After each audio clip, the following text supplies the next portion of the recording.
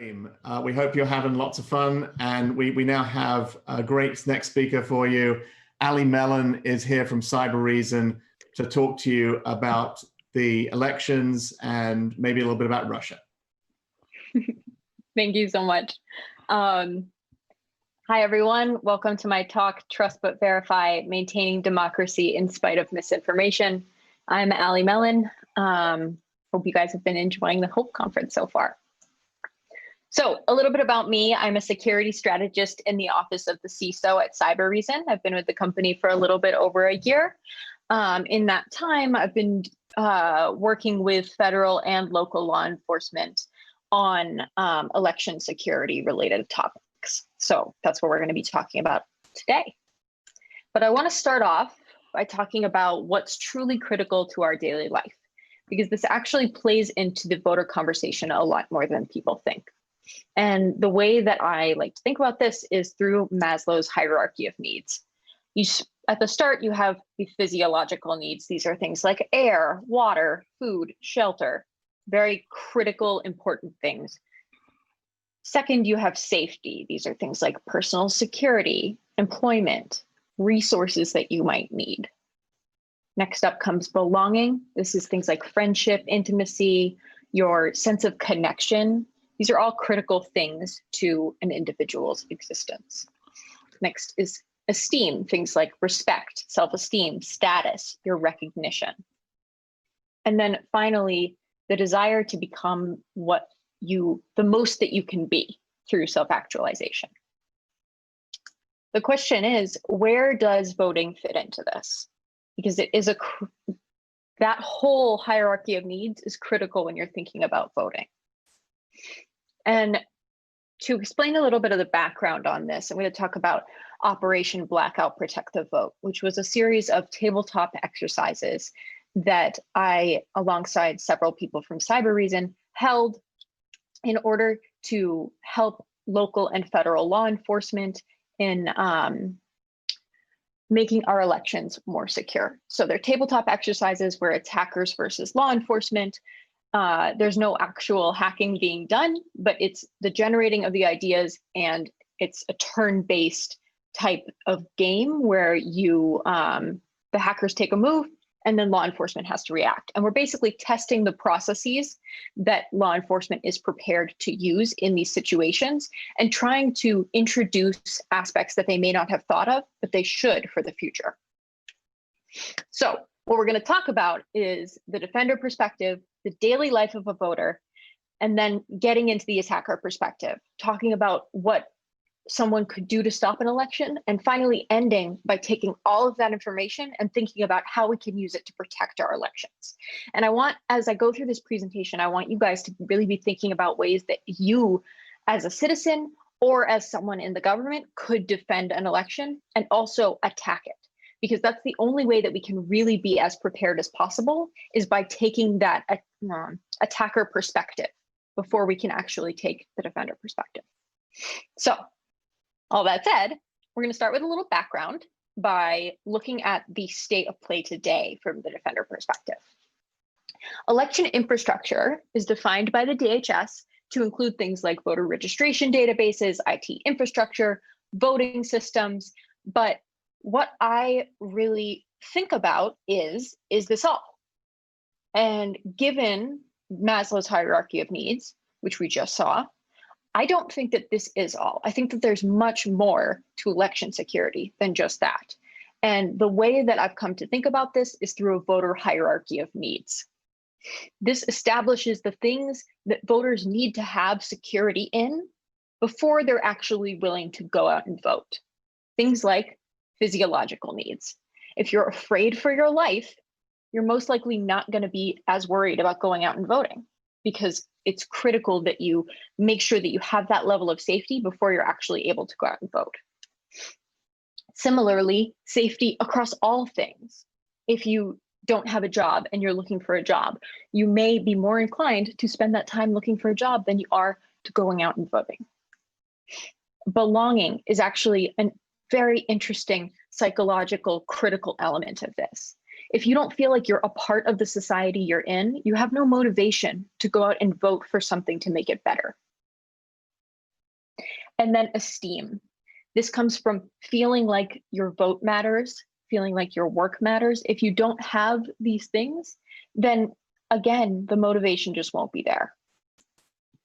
And then, of course, not only being the best person that you can be, but trying to make your country the best that it can be as well. If you don't feel motivated to do that, then you're going to really struggle to want to contribute to a democracy. And that is the voter hierarchy of needs, which is why it makes me question, is election infrastructure really limited to the things that calculate our votes, to the things that support the calculation of our votes? Because all of these are now systems that we need to protect in order to make sure that citizens feel safe going to vote and feel motivated to go vote. And by that same hand, they all become systems that can be a target. And it's especially true given that 40% of eligible US citizens don't vote at all. In a nation where that many people don't vote, any kind of voter suppression is going to have an impact. So there are other elements of election infrastructure that I think are really important. These come down to maintaining faith in democracy or whatever type of government structure you have, preventing things like voter suppression, and then also ensuring national security.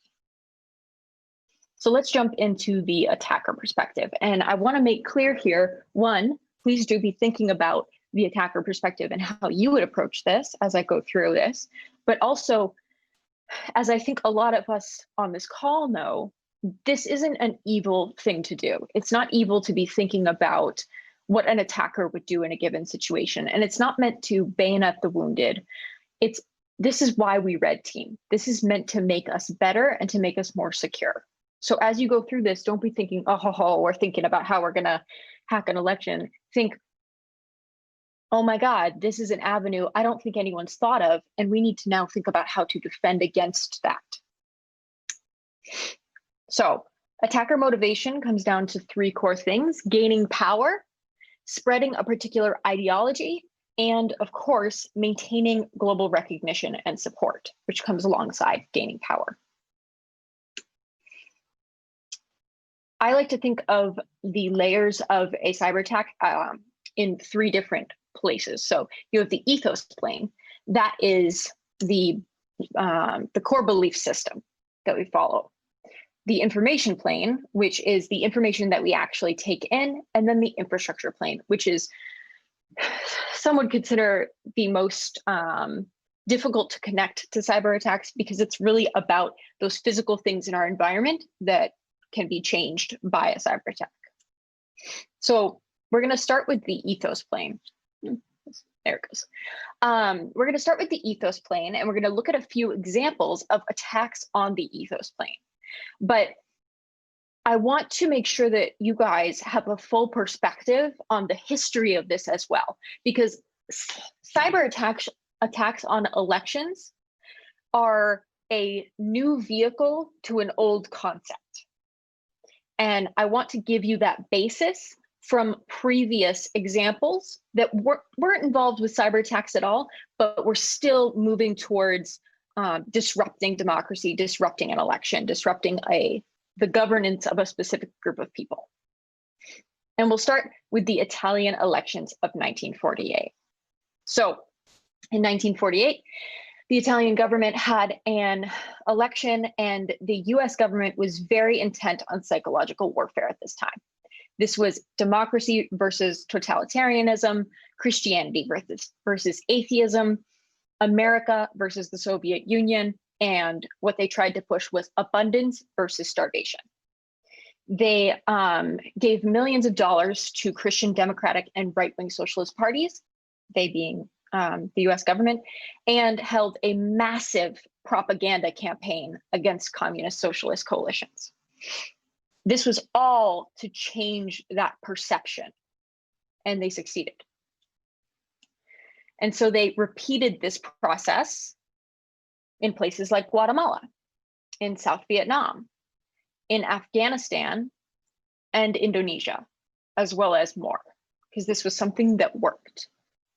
And while, again, I'll stress that this wasn't the vehicle for this was not a cyber attack, it very easily could be. And attacks, cybersecurity threats are a very easy vector for this type of attack. So another example was from Moscow. They founded the Communist International Party in 1919, and they urged the American Communist Party to pursue revolutionary change in the United States. And this was pushing towards that idea of communism in the United States. And then, of course, we have the funneling of $300,000 from a Chinese general interested in influencing the US elections to the Clinton campaign in 1996. And this really is an attack not only directly, because we see candidates potentially taking money from foreign governments, but also an attack on democracy itself, because it makes people lose faith in their government, lose faith in their elections. And now we're going to look at an example from the 2016 election that is more cyber focused, which comes from, of course, our good friend with disinformation, social media. So these are two examples of social media attacks. The first on the left is a advertisement that says, save time, avoid the line by voting from home. Of course, voting from home is not an option. But if you think, especially during everything that's going on with COVID, that you can vote from home, that's a lot easier than having to go to a polling place. And it's a lot more peace of mind to just be able to send a text and vote for the candidate of choice. Similarly, on the right, we have an example of an advertisement that is meant to sow division in the country and continues that divisive message where you feel that this person is most likely an American, these are most likely American sentiments, even if you are an American and do or don't agree with this type of activity. And one of the things that I want to talk about is the people, the companies that are actually enabling this behavior, because it's a huge topic of conversation. And I think it's worth noting, and you'll see later in this talk, that election security is not just a government issue. It's also an issue that we as citizens have to take seriously, and we as organizations have to take seriously. And when we have places that control, or companies that control a lot of information that people are intaking, they have a responsibility for our way of life to help try and make that the best that it can be, and to try to prevent manipulation by other countries. So next, we're going to look at the information plane. And this one is particularly interesting and has particularly interesting roots, especially in the United States. And I'm sorry to pick on the United States so much, but I am an American citizen, so, you know. We'll start with the foundations of America, with Sam Adams and disinformation. And, you know, America was founded on the premise of a conspiracy theory, where Sam Adams was arguing that the British were trying to enslave us. He argued that Britain's taxations were part of an elaborate conspiracy to eventually enslave the entirety of American colonists. And he spread that disinformation through pamphlets and speeches that he handed out and gave that contained information that he knew wasn't true. And then he used the Boston Massacre to further that argument. When you think about disinformation and you think about the fear and concern that we have about disinformation, you have to put it in perspective of, if you are a United States citizen, America was founded on this. America was founded on disinformation. It is something that we know and that is ingrained in us. And so as we look to the future, we need to think about how we can prevent it and contribute to more well-rounded conversations to get better, not to return to something that we never actually had. Now, we're going to talk about the CIA and their propaganda asset inventory in the 1950s and 1960s, the Cold War era. The CIA had a very large propaganda asset inventory. The balloons, so one of the interesting stories that they have is Radio Free Asia, which was controlled by the CIA, and they realized that they wanted to get information to Taiwan, but not many private citizens actually had a radio that they could use to access Radio Free Asia. So they tied the radios to balloons and tried to send them to Taiwan, which I think is just crazy. It didn't work. The wind blew them the wrong way, but the sentiment was there. And then also, interesting to note that there were several magazines that the CIA was putting propaganda in that actually ended up gaining so much recognition that they were also being sent editions to the United States. So the CIA had to be very careful to only put the fake news in certain magazines that weren't going to the United States. So some interesting tidbits there. Then we see in the 50s, 60s, and 70s, European newspapers were often financed directly from Moscow. And again, not related to cybersecurity, except now everything is online. And so we're seeing that from a attacker perspective, you can use the internet to do this much easier and much cheaper than before. So it's not a new concept, it's just a new vehicle to the concept. And then US radio in Moscow, where the US would play rock music on a specific radio station, followed by quote unquote editorial content, which the Soviet authorities considered disinformation. Back on the cyber front, you have the 2014 elections in Ukraine. A few days before the 2014 election, the CEC network in Ukraine, which was responsible for vote counting, was compromised and disabled for several hours. So that feeds back into losing faith in your government. And then a few days later, on election day, the CEC website was under a constant stream of denial of service attacks.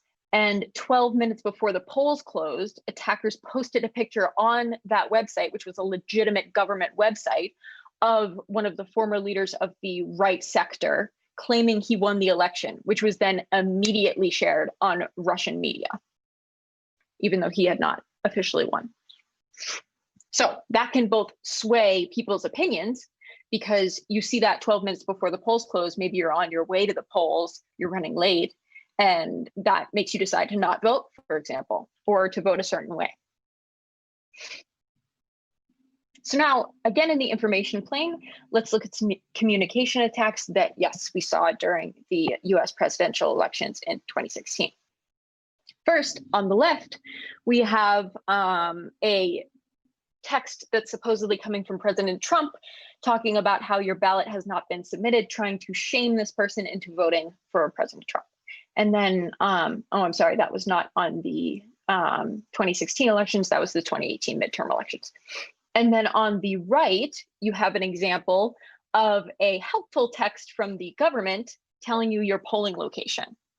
Needless to say, this is not a legitimate polling location. It's just trying to get people to go somewhere that they can't actually vote. And if you go somewhere and you see it's not actually a polling station and that you think the government has led you astray, are you going to continue to try and find where to vote? Or are you just going to be annoyed and go along with the rest of the things that you had to do that day? And lastly, very interestingly, we're going to look at the infrastructure plane. These are the physical attacks as a reminder. And we'll start with the assassination of Lumumba. He was the prime minister of the Democratic Republic of the Congo, and he was assassinated in 1961. Now, what makes this interesting and related to election security is that he was elected in 1960. And that is the same year, for those of you that don't know, that the DRC established independence. So this assassination was incredibly politically fracturing for this brand new independent nation.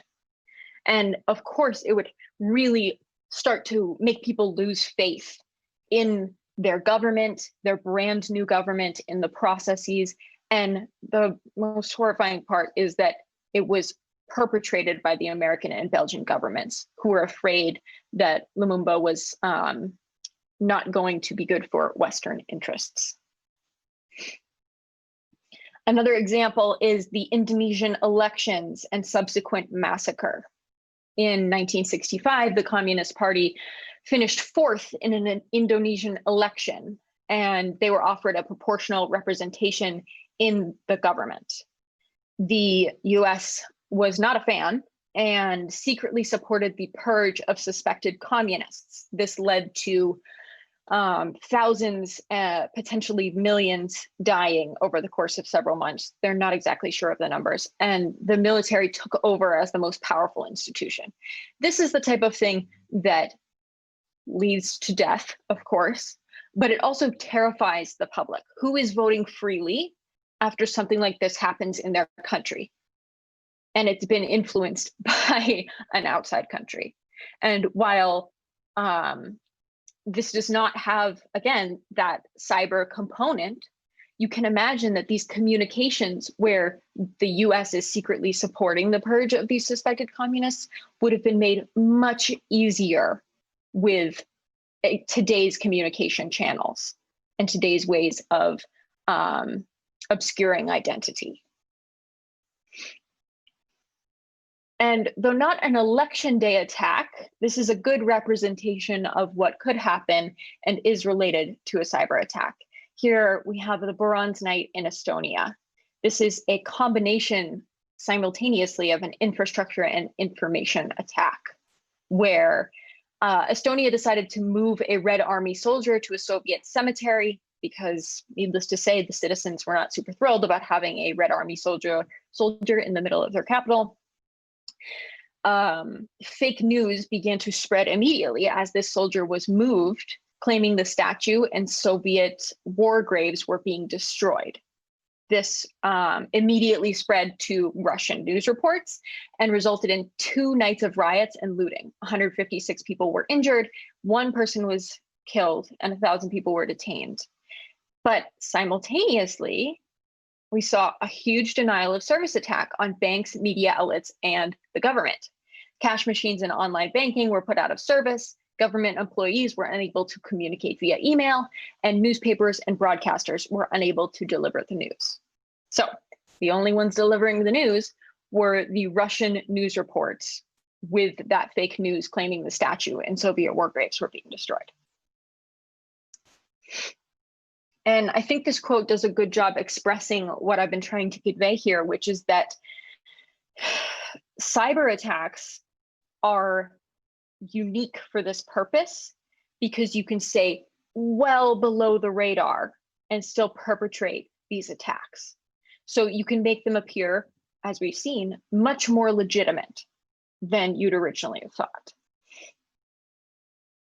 And now we're going to look at an example of something that could happen to the electric grid. In 2003, a 4-day power outage left at least 100 people in the United States and Canada dead. Now imagine this taking place during an election day and targeting specific areas of a county, specific counties that are swing counties, swing districts. That's the type of thing that can have a real impact on an election. And we'll also look at transit. In 2016, San Francisco's transit system was infected with ransomware. Now imagine it's election day. On a normal non-COVID day, you go to work, you work in the office, no one's wearing masks, it's a wonderful day. And you work throughout the day, you go on social media, check out how the voting is going.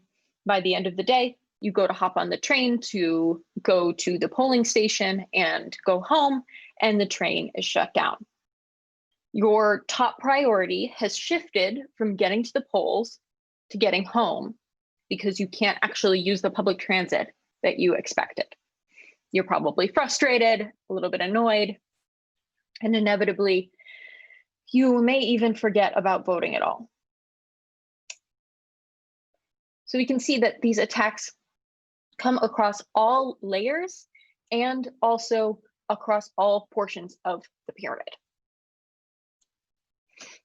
And let's jump into the defender perspective now that we have a more well-rounded view of that attacker perspective. Where does this leave us? Election security is defined in this very narrow view currently of voter registration, databases, IT infrastructure, all of that. We know that. And it has led to things like this, where top spokespeople from the government are saying that we will most likely have to confront distortions and fake stories. Similarly, we have tweets going out by top world leaders saying that it's all a scam, it's all rigged. We continue to break down our own democracy. And we're even seeing also from top congressional Democrats a few weeks ago that they're openly admitting that they are being actively interfered with, and that disinformation is being amplified around the presidential election in November, but they're not offering solutions. So where should we be going?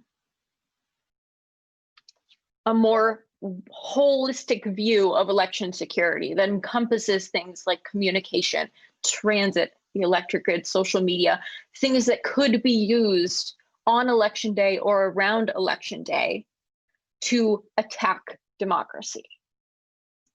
So now I want to do a little exercise with you guys in the live stream Q&A chat. I want you to think about what your election day looks like. What do you do before? Do you vote before work? Do you mail in your ballot? How do modern events change what you plan on doing to go vote? Are you on Twitter? Do you even vote? And do you fact check before you repost things? So the question is also, how would you attack? What would you target if you had the opportunity? In some of these exercises, we saw really interesting work with deepfakes, where the hacker group would create a deepfake of a candidate saying something very rude or potentially abusive, something like that, publishing it online on election day, because that's the type of thing that you don't really have time to react to. We also saw interesting things happen where they would try to redirect traffic to cause traffic jams, make it really difficult for people to actually get to the polls. There are lots of different ways that you could take this, and it's important to just think about like a chunk and go from there.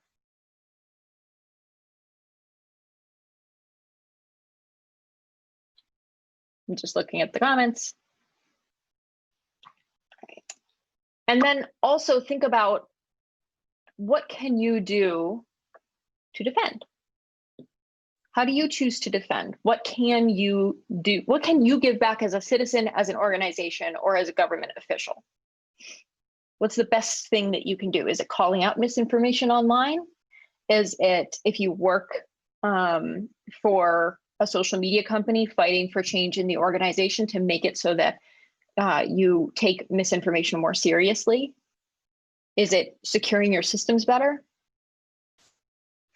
Because I think that what we should all take away from this is that there are three core things you need to do. The first is, across any industry, it's of course critical to secure your systems. I can't state this enough. Things can be used by attackers in ways we don't even realize. And the best way to defend against that is to just keep testing, keep improving our security posture. Second is to work with the government. There are great government organizations like InfraGard that allow you to actually work very closely with the FBI and other law enforcement agencies to promote security, both in government and in the private sector. And then the last is to fight misinformation however you are able. I think that fact checking is critical. Taking the opportunity to fight misinformation wherever possible. It's not going to be a one person or a one government issue. And that's what's really important here. So I wrote a white paper on this, and it is free to download, no email required, nothing. Just visit that link and you can download the white paper and learn more about this and give more examples and go into these topics a little bit further.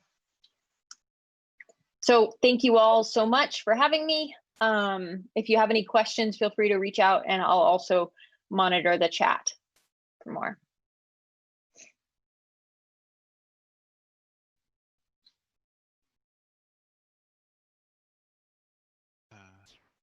So I've already started submitting some questions in the Zoom chat for you. Oh, great. Thank you. I'll try to field them as they come in.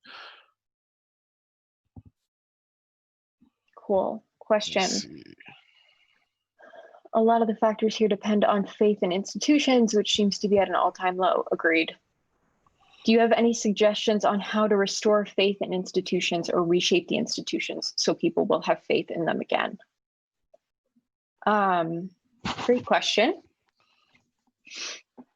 I think it's a very difficult issue. I highly recommend transparency, and also something that's really critical is communication. So something that we saw in all of these election security exercises is the real need to communicate early and often with the public in the event of any type of cyber attack during election day. If you don't talk to the public, people start coming up with their own ideas and panicking. And if you are transparent about it, even if you're not necessarily able to do all of the right things, people can better understand the issues, better understand where you're coming from, and have better faith that you are working towards the best outcome. So trust is really hard to rebuild. Faith is really hard to rebuild, but I highly recommend that the best thing that you can do is be transparent about the situation and communicate as much as possible.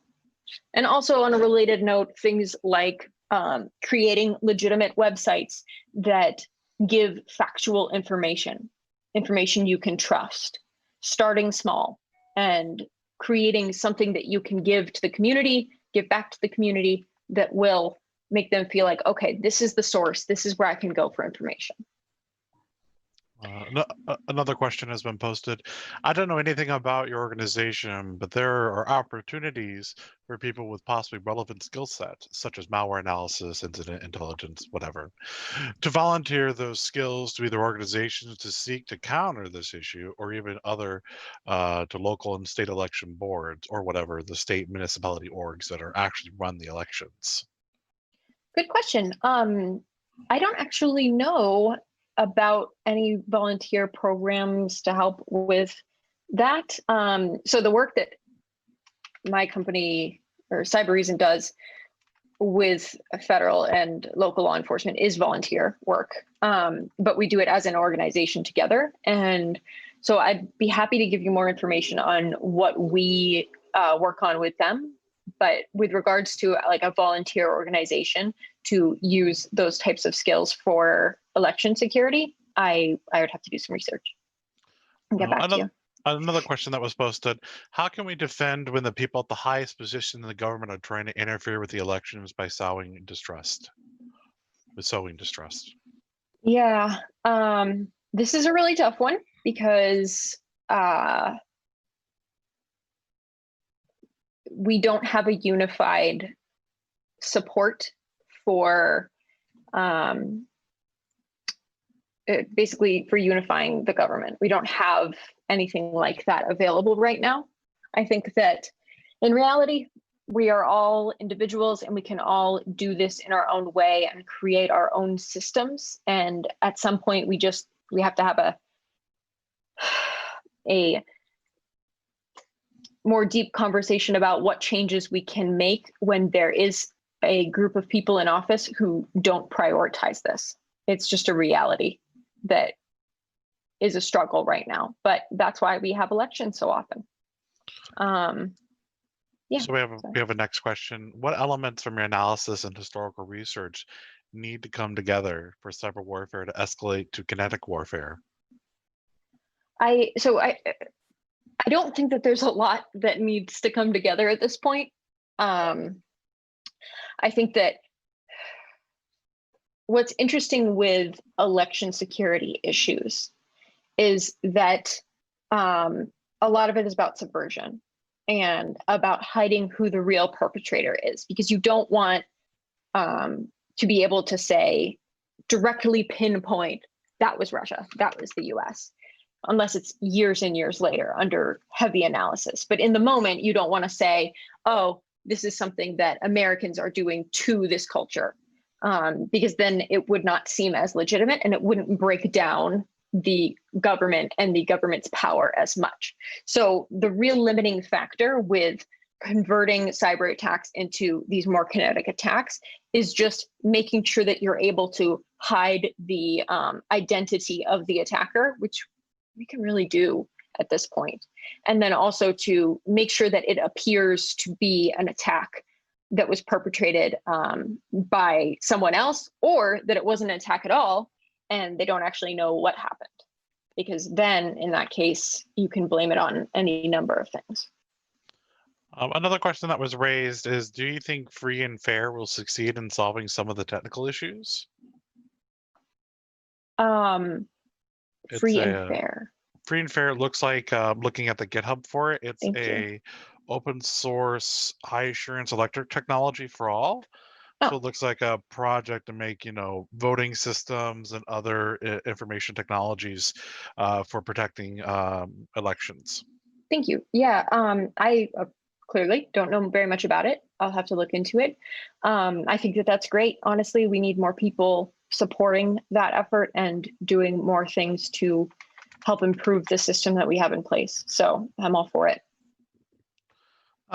Any other questions from chat? I'm kind of reading it right now. A lot of good discussions that are going on in the live stream Q&A. Cool. So I think that's about it for now, unless something comes in. Yeah, I mean, elections are hard. I don't think the system's going to fundamentally change until we change how the votes are even counted. Right? Like the whole voting system change, doing even something along the lines of pass the vote or something along those lines. That way we start kind of getting out of this two-party system that we're stuck in. So it looks like that's all the questions for now. Do you have anything else? No, I think that's it. I think another thing that could be really good and help us is mail-in voting. Big supporter of mail-in voting. Yeah, I'm the same. I've had that same problem. It's just it's a pain to try to go to the poll. I half the time I even miss it. I don't even realize it's happening because it's not a holiday, and a lot of times it's like, what? That actually happened? That was a week ago? Yeah. I don't watch TV. What is this? No, it's very true. And mail-in voting could admittedly presents its own issues, but could and I hear it's really right hard. direction. Now, the only thing I can think of specifically that would be detrimental to mail-in voting would be somebody who doesn't have a good address or otherwise only has a PO box wouldn't be able to vote very well. And there's a lot of situations where that comes up, either underprivileged or otherwise homeless populations. But I know they traditionally don't tend to vote anyway very much. Well, what's interesting about that? If they could. Yeah, and what's interesting, so what I really like about mail-in voting is that it takes away a lot of these time-based attacks.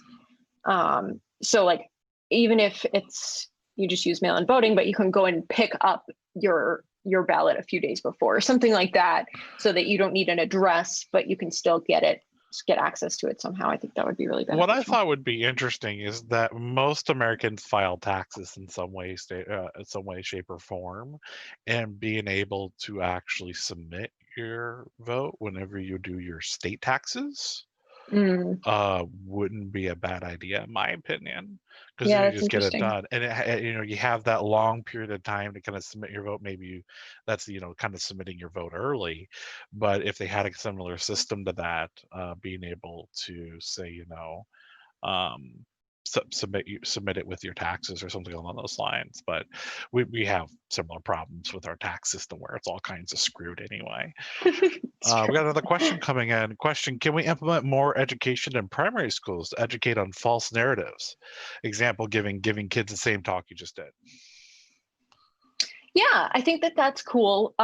So my one fear of doing these things or not fear, but concern with doing these things in government organized events is that you, of course, run into the issue of the government actually perpetrating the propaganda.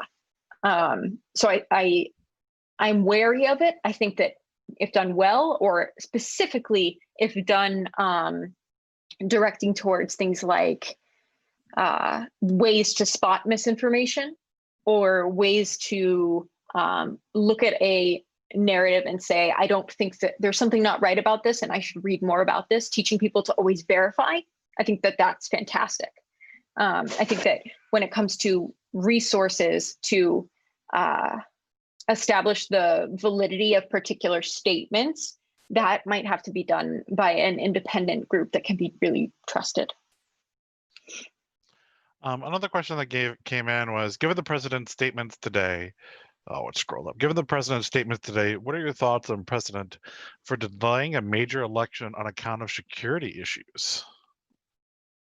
I think this is tricky because you have given the president's statements today and then delaying a major election on account of security issues. And I kind of think of them as two different things. With regards to the president's statements today, of course, the president does not have the ability to delay an election. And I think that that's appropriate.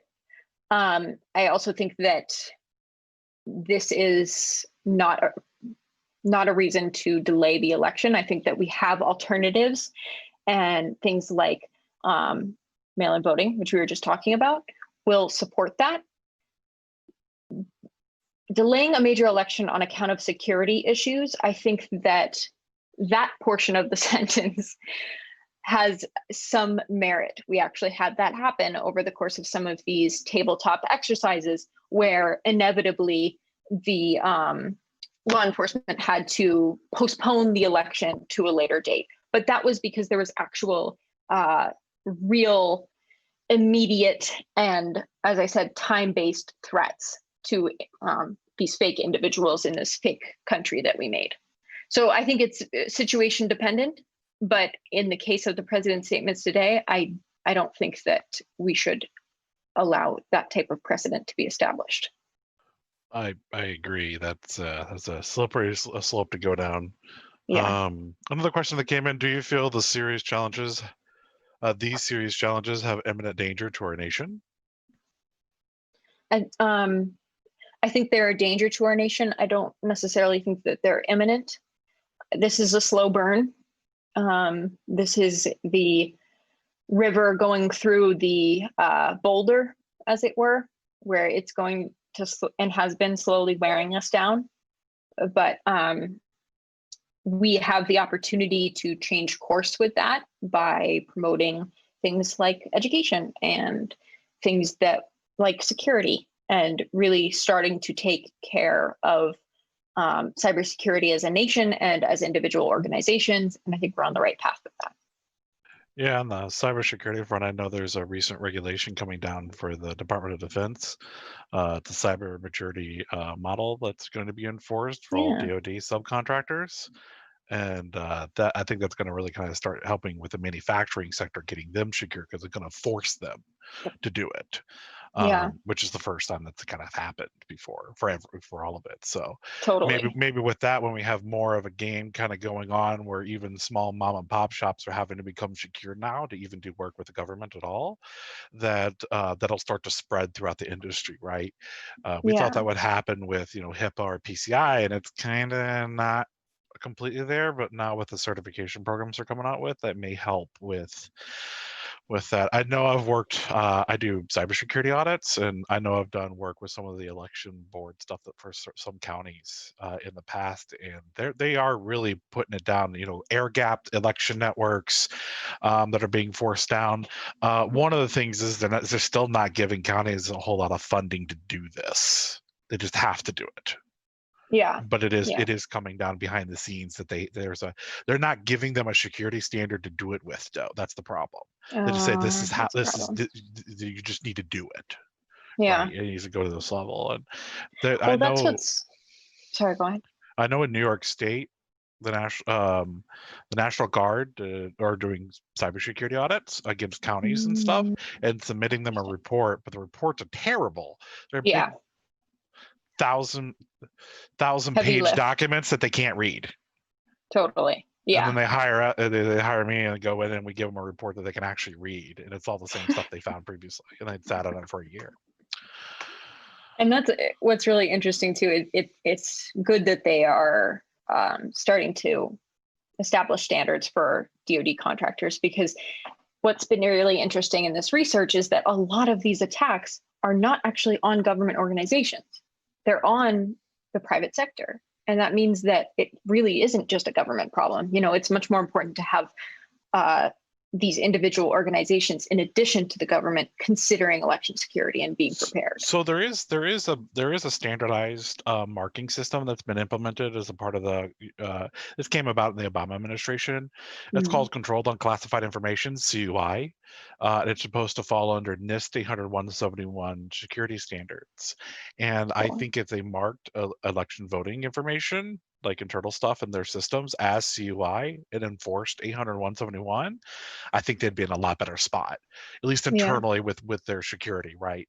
Totally. Treated the actual vote data as CUI, because it's supposed to be all levels of government are supposed to have CUI handling capabilities, because it's supposed to be used for like sensitive data coming out of the FBI, DoD, anybody, right?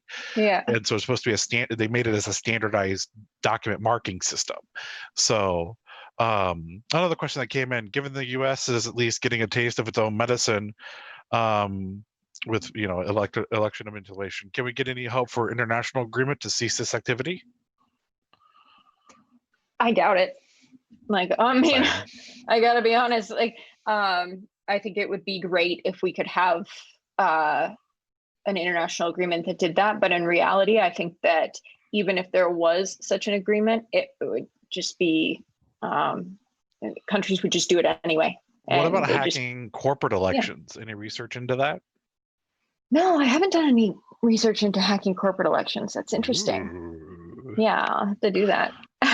Board elections and stuff. I imagine there's a lot of manipulation that happens there as well. Probably. I get those weird mailers in the mail for whatever CEOs changing out and stuff. Alrighty, well that kind of concludes the interview for today. It's great having you. Great discussions going on in the live stream QA here. There will be a recording of this available to watch for the rest of the time of sorts. So if you want to spread it among others, you can. Well, it's great been having you, and you have a good day.